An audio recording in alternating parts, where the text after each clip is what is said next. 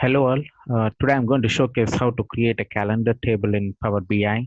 So we have a couple of options where we have calendar function and calendar auto function. And let's look into the difference between both the functions here. So I do have orders table, but what I'm going to do is I'm going to create a table now. Just create a new table by making use of function called as calendar. So whenever you are going to use calendar auto, default, we should have an existing field. So based on that existing field, it is going to create the calendar table. But to create a calendar, let me showcase that. So calendar table. So to create a calendar table by making use of calendar function, so it doesn't require any particular existing field, something like a date field. So straight away we can make use of start date and end date to create a calendar date or a calendar date table. So what I'm going to do is instead of typing something like, let's say a specific date, let's say from 2016 or 2017, I'm going to use today function. It is more flexible. So today minus, let's say I can go for 900 and end date, basically don't go for a static date. You can make use of today function to make use of dynamic date. So basically if you want to make use of calendar date table as a dynamic date table, so you have to make use of that end day as today. Okay, just click enter and go back to this data view. So I do have those calendar table, and you can see this date column, and we do got the default date hierarchy table. So you can see year, quarter, month, and day.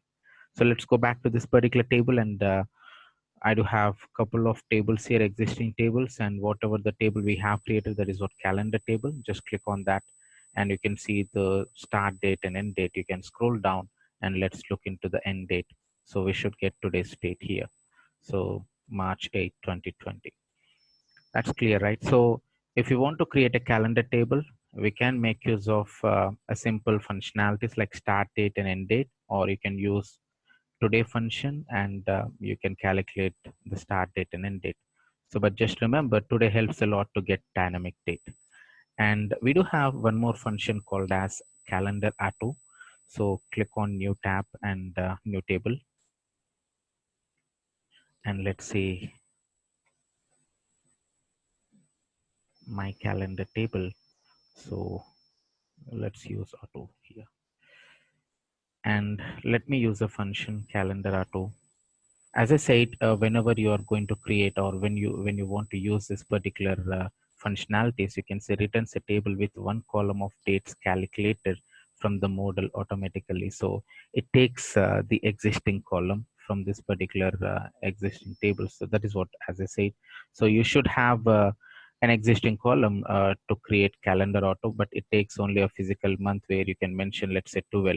So it takes the existing date. Let's say I do have this orders table, and it makes use of that orders table order date, and we are going to get 12 months. Like it takes the current year 12 months. So let's go back to data view and let me showcase that particular information here. So this is my calendar auto table, and you can look into the data here. So we are getting from 2016 January 1st, and you can scroll down here. As I said, you mentioned calendar auto as 12, so you should get 2020 December 31st. That is what the difference here.